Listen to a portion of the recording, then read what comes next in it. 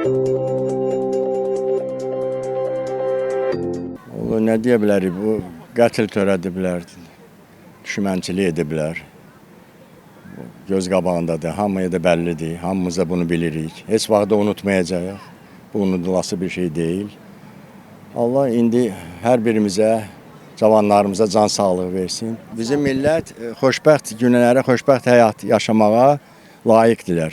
Ondan bilirik ki, 18-ci ildə Şamiyanın rəhbərliyi ilə Bolşeviklər adı altında Azərbaycanda, Bakıda, Qubada, Şamaxıda, Lənkəranda, Qarabağda böyük qırğınlar eləyiblər.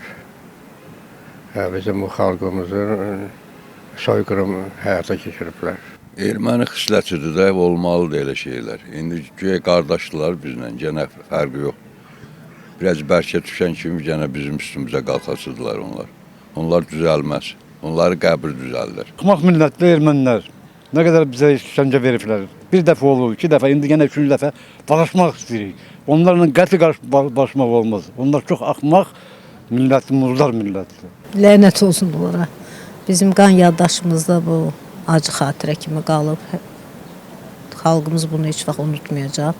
Şükür Allaha ki, indi hər bir şey yaxşıdır. Sağ olsun bizim Ali Başkomandanımız dediyi kimi onları iti qovan kimi qovdu. Şükür Allaha əmin-amanlıqdır indi ölkəmizdə. Onlar da hər kəsin öz cəzalarını alacaqlar. Ermənilərlə bizim bütün dövrlərdə düşmənimiz olublar. Məsələn, onu deyim ki, mən özüm də Qərb Azərbaycandan olub atam 18-ci ildə oradan qaçqın düşüblər, yolda atasını, anasını öldürüblər. Sonra gəlib atam Qəbələ rayonunda başlayıb 8 yaşında uşaq olub. Çox pis münasibət bəsləyirəm. Bakıda onlar çox qırğın törədiblər. 10 minə qədər adam qırılıb 31-də martın. Qubadı qəzasında, Şamaxı qəzasında. Həmişə onlar bizə çox pis münasibət bəsləyiblər.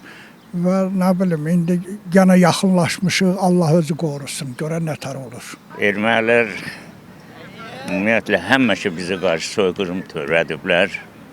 Bunun qarşısı vaxtı ilə almaq istəyiblər, ala bilməyiblər, bəzən alıblar.